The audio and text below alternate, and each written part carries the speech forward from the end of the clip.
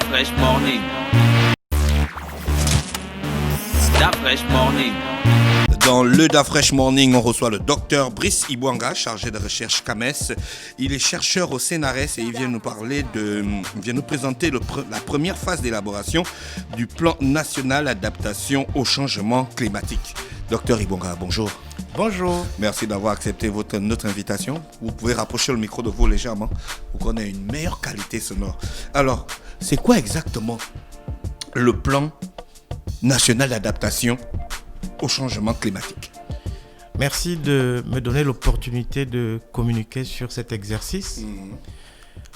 Comme vous l'entendez, le plan d'adaptation au changement climatique consiste à élaborer les mesures et les politiques pour que les populations s'adaptent aux impacts des changements climatiques.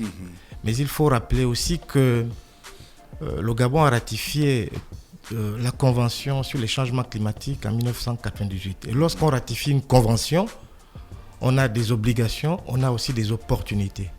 Donc, en termes d'obligations, le Gabon a l'obligation de formuler régulièrement ce qu'on appelle une communication nationale. La communication nationale est un exercice qui fait état des connaissances scientifiques et techniques sur les changements climatiques. Et à ce jour, le Gabon a réalisé 3 communications nationales, la première, la seconde et la troisième. Et à chaque fois qu'on a réalisé ces exercices, on a été confronté à une difficulté sur l'évaluation des dommages liés au changement climatique. Et donc, est-ce qu'il y a des réels dommages entraînés par les changements climatiques en ce qui concerne les Gabonais? Et moi, j'ai envie de demander comment se matérialisent les changements climatiques au Gabon. Enfin, dans d'autres pays, on voit des inondations, on voit des choses assez impressionnantes. Comment nous, population gabonaise, nous pouvons percevoir les changements climatiques au quotidien? Bien, il se trouve que chaque fois qu'on écoute dans les médias, lorsqu'il y a une intempérie, une forte pluie, un vent violent, une tempête, systématiquement, on l'attribue au changement climatique. Mais c'est quoi d'abord les changements climatiques? Voilà. Et quelle est la différence entre réchauffement climatique et changement climatique? Le réchauffement climatique, c'est l'augmentation moyenne de la température près de la surface de la Terre. Alors que le changement climatique, lui, évoque les événements, l'évolution des événements sur une longue durée. D'accord. Mais on ne prend plus seulement en compte la température et les précipitations.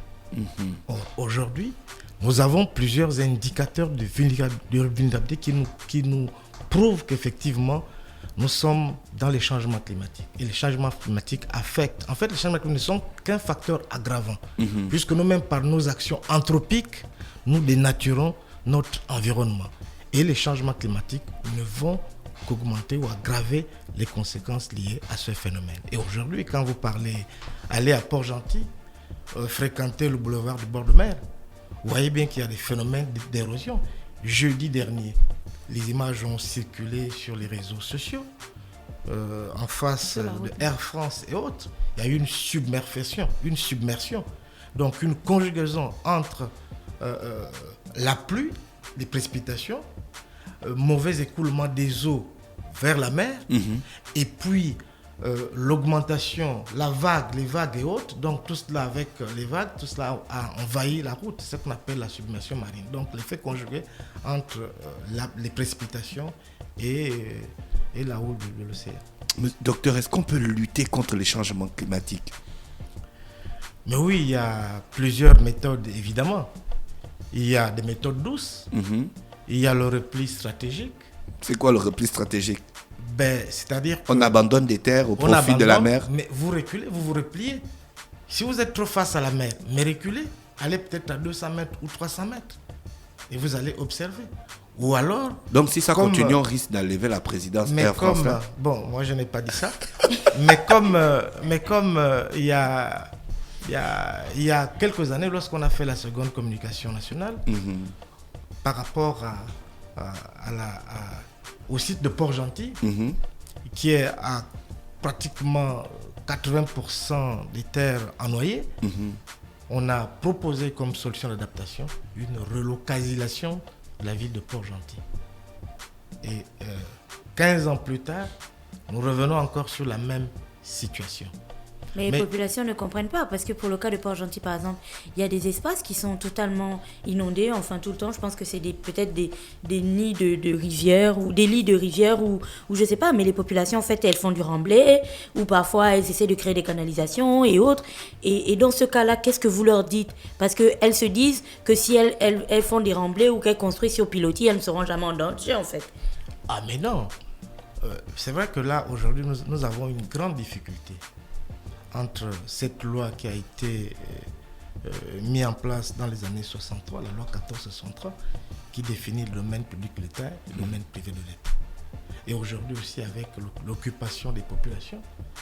Vous voyez, à Libreville, beaucoup s'installent pratiquement dans les lits des rivières, des rivières. Et on s'étonne qu'il y ait des inondations. Mais revenons d'abord aux impacts des changements climatiques. C'est pourquoi nous sommes là aujourd'hui. Oui.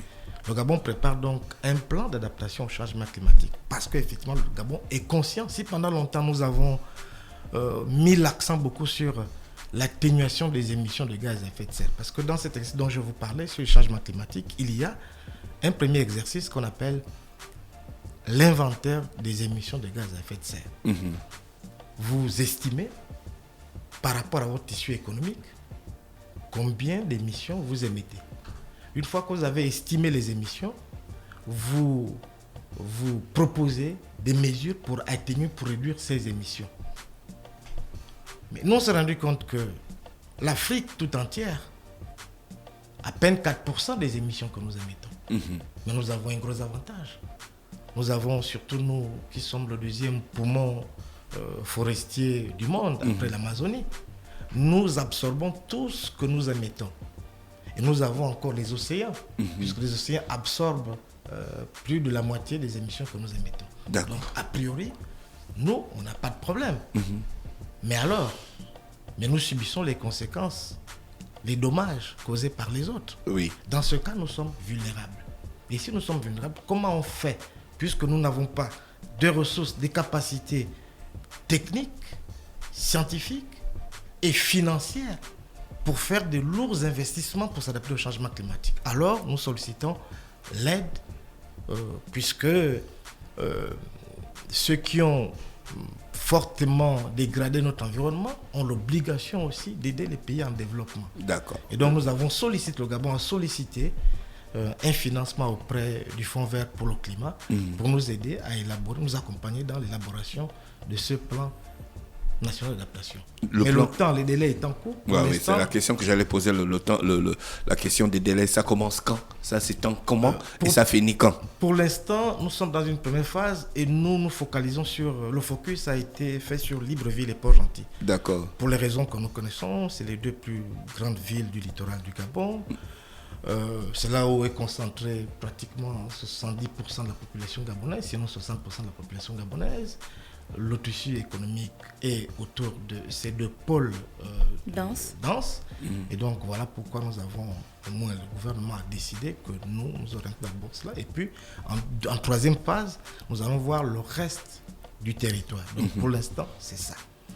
Mais alors, comme je disais dans mon propos liminaire, mais comment voulons-nous évaluer les impacts des changements climatiques si nous n'avons pas l'information précise? Comment vous allez faire pour avoir l'information précise? L'information, c'est la donnée climatique. Vous avez des instruments pour mesurer les données climatiques? Très bien. Quand vous étiez jeune, vous avez sillonné, vous étiez au nord. Vous avez vu qu'on avait des parents, des oncles qui étaient des agents météo. Un peu partout, les services météo fonctionnaient. Donc, on avait l'information précise. C'était relevé tous les jours. Que ce soit les précipitations, les pluies, le vent, l'insolation et autres. Mais pendant la coloniale, à l'époque de la coloniale, on avait plusieurs stations. Le maillage était complet dans l'ensemble du territoire. Et là, quand on parle de changement climatique, les données climatiques, il faut entendre trois dimensions. Les données météorologiques, les données océanographiques, parce que l'océan aussi nous renseigne. Puisqu'on parle de la conséquence immédiate des changements climatiques attendus, redoutés, c'est l'élévation du niveau de la mer. Mais comment évaluer tout cela si on n'a pas des informations? Or, l'océan nous renseigne à partir des températures de l'eau, de l'océan, la salinité, la houle, les courants. C'est donc l'ensemble de toutes ces données, y compris les données hydrologiques, donc que les fleuves aussi nous renseignent. C'est le couplage des éléments in situ avec les données que produisent les satellites, qu'on coupe, qu'on fait les modèles pour pouvoir prédire dans 20 ans, dans 10 ans, voilà ce qui va se passer. Or, malheureusement, nous n'avons pas toutes ces informations-là. Docteur, est-ce que c'est vrai que le niveau de la mer a augmenté? Mon grand frère m'a dit qu'en face de la Maringa, à plus de 50 mètres, il y avait une roulotte. Et aujourd'hui, elle a disparu. Là, on ne parle pas de relèvement au niveau de la mer, on parle plutôt de l'érosion, l'avancée de la mer sur le continent. Ça a avancé? Mais bien sûr, mais je vous prends l'exemple de Port-Gentil. Allez-y au Cap Lopez, si vous êtes déjà allé au Cap Lopez. Entre 1950 et maintenant, on a fait des mesures. La mer a avancé de plus de 200 mètres jusqu'à maintenant. 200 mètres? Allez-y à Mayumba, où j'ai été il n'y a pas très, très longtemps, du côté de l'office, où se trouve le village des pêcheurs. Mais quand vous interrogez les jeunes, parce que les savoirs traditionnels, c'est important. Les gens qui ont vécu là, ils ont la connaissance empirique. Il faut aussi les interroger. Oui. Ils vous diront qu'il y a 20 ans, 30 ans, mais pour aller à la plage, mais c'était loin. Aujourd'hui, il y a des gens qui ont abandonné les maisons, qui se sont repliés, parce que la mer avance, effectivement. La mer avance. Mais donc, les changements climatiques, c'est une réalité. C'est une réalité, ce n'est pas une vue de l'esprit, c'est une réalité. Et quelles sont les mesures que vous allez prendre, vous les chercheurs gabonais, dans le domaine? Déjà, vous demandez l'aide internationale, parce que c'est les plus grands pollueurs. Avant de prendre les mesures, il faut d'abord avoir l'information précise. Si vous ne mesurez pas, vous ne pouvez pas proposer des Vous avez une stratégie pour mettre en place la collecte de données pour avoir l'information précise? Justement, la première phase de ce projet a consisté, pour mon groupe de recherche, de consultants, parce que nous sommes 4 groupes de consultants. Notre groupe, où je travaille en binôme avec une jeune Française, Madame Fleur Vallet, que je salue au passage, cher binôme. Elle et moi, nous travaillons sur le développement stratégique. Il s'agit d'élaborer une stratégie de gestion de l'information climatique. Mais pour y arriver, il faut d'abord faire un état des lieux. Qu'est-ce qui existe exactement? Quels sont les obstacles? Qui produit l'information climatique? Il y a le secteur public avec leur mandat, notamment si nous parlons de la météo, il y a la Direction générale de la météorologie, dont le rôle et la mission est de collecter l'information climatique. Mais il n'est pas le seul producteur de l'information climatique. Il y a aussi la direction de gestion de ressources hydrauliques, qui est logée au ministère de l'Énergie. Eux aussi ont besoin de l'information sur les rivières, sur les fleuves et autres. Mais il y a aussi des données océanographiques qui sont collectées par les chercheurs du CNRS. Donc c'est l'ensemble de cette diagnostic qu'il faut d'abord faire. Maintenant, allez voir aussi du côté du privé, quels sont ceux qui collectent l'information climatique. Comment cette information est collectée? Comment c'est stocké? Comment c'est géré? Comment c'est archivé? Et comment utiliser ces données pour faire des modèles climatiques? Voilà, grosso modo, ce que nous avons fait dans la première étape. D'accord. Maintenant, une fois qu'on sait aujourd'hui les difficultés que les services ont aussi pour collecter l'information, manque de moyens, les capacités humaines aussi ne sont pas suffisantes, nous avons donc étudié tout cela, les obstacles, les lacunes. Maintenant, comment faire pour faire en sorte que le Gabon soit équipé des instruments météorologiques pour que nous ayons la bonne information en vue d'aider le pays à prendre des bonnes décisions en temps voulu.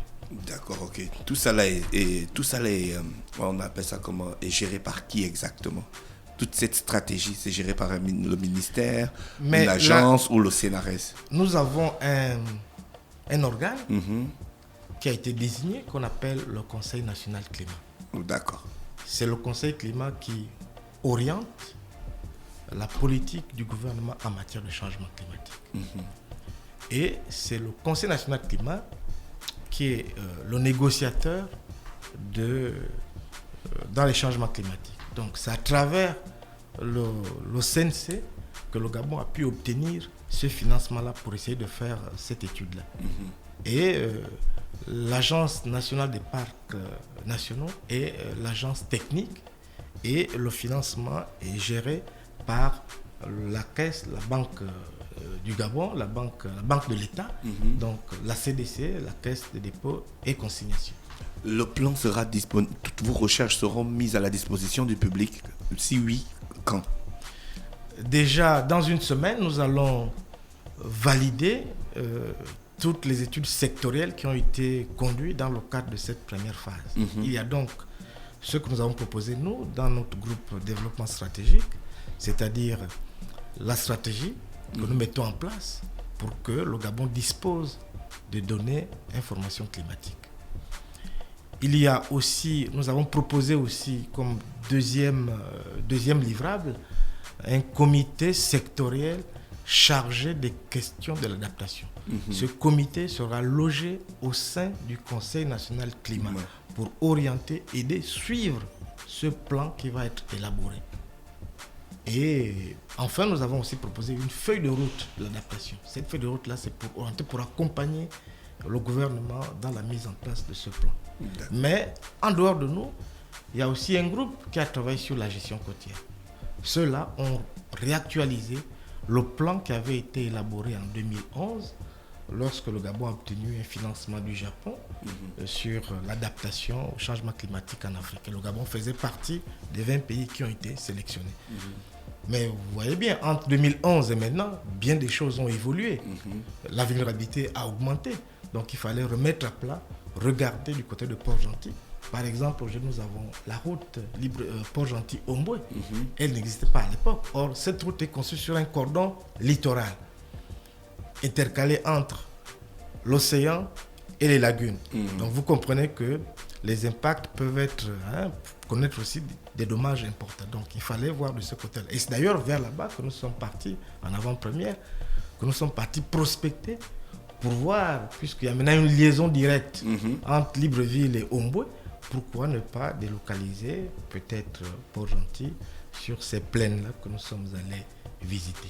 Donc, en dehors donc de ce deuxième livrable, il y a aussi un groupe qui a travaillé sur les finances, économie et développement. Ceux-là ont pour mission d'évaluer les dommages économiques causés par les changements climatiques. Parce qu'il y a les routes, il y a les infrastructures. Tout vous voyez le boulevard de bord de mer. Il y a les maisons. Mais les maisons aussi, les industries et autres. Comment faire? Quels vont être les dommages? Aujourd'hui, c'est à quel prix? Si 20 ans, dans 10 ans. C'est ça, à quel prix? Ça va coûter combien? D'accord. Et il y a aussi un dernier groupe sur le secteur privé. Lui a identifié quelles sont les priorités d'investissement. Il faut maintenant aider les populations qui souffrent. Les communautés de pêcheurs. Aujourd'hui, vous allez au Cap, on vous dira, les femmes pêcheurs de couteaux de mer, des fruits de mer, vous disent qu'à l'époque, un petit effort de 2 heures, mais le seau était plein. Mais aujourd'hui, ça devient difficile, il faut parcourir des kilomètres.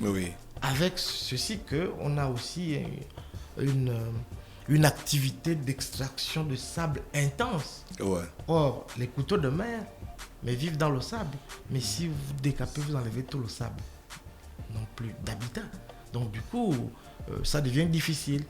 Les jeunes, parce que le travail est réparti là-bas. Les femmes font les pêches les couteaux de mer. Les hommes, les jeunes hommes vaillants vont à la pêche des crabes. Mais là aussi, la dernière fois que j'ai été, il y a 2 mois, j'ai été au Cap, dans la zone de Bolokoboué. Mais je vous assure qu'un jeune garçon a passé 4 heures avec 4 crabes.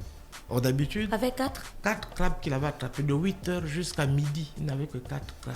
Quels crabes? Les crabes bleus là? Les crabes ou les crabes de terre? Les crabes de terre, effectivement. Mais parce qu'on a détruit la mangrove dans cette zone-là. Or, c'était les zones de reproduction. Mais quand vous détruisez la mangrove, tout le monde veut investir dans le tourisme et autres. Docteur, le Gabon travaille beaucoup depuis des années sur les questions environnementales. Pourquoi? Quel est l'intérêt pour vous d'augmenter la communication ces derniers temps? C'est vraiment le danger est imminent? Mais nous vivons des phénomènes extrêmement graves. Mais beaucoup ne savent pas ce qui se passe. D'accord. Il faut communiquer. Et même certaines administrations qui sont au fait de ces questions-là. Il y en a, nous sommes partis à Mayumba il y a 2 ans, en 2012. On a fait tout le littoral du Gabon. Nous avons pour mission de former, d'éduquer, de sensibiliser les collectivités locales les administrations déconcentrées pour que tout le monde ait une part importante dans cette lutte contre les changements climatiques. Et les jeunes, il faut aussi les former, il faut les éduquer. Or, on a comme l'impression que c'est un débat entre les chercheurs, entre les scientifiques, et que le commun des Gabonais ne peut pas avoir accès à ces informations. Mais non, c'est faux. Il y a les populations vulnérables, les groupes vulnérables. Il faut aller aussi vers les savoirs traditionnels pour savoir, parce qu'eux, ils ont vécu là, ils connaissent leur territoire, ils peuvent vous renseigner.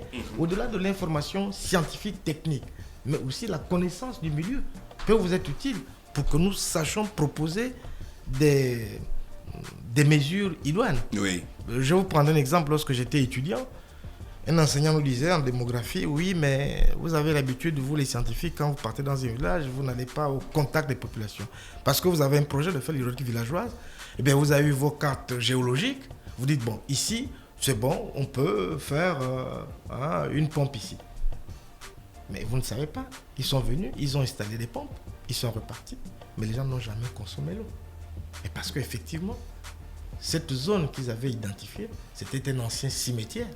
Et donc, dans notre imaginaire populaire, comment voulez-vous qu'on vienne boire l'eau alors que les morts sont enterrés là? Ouais.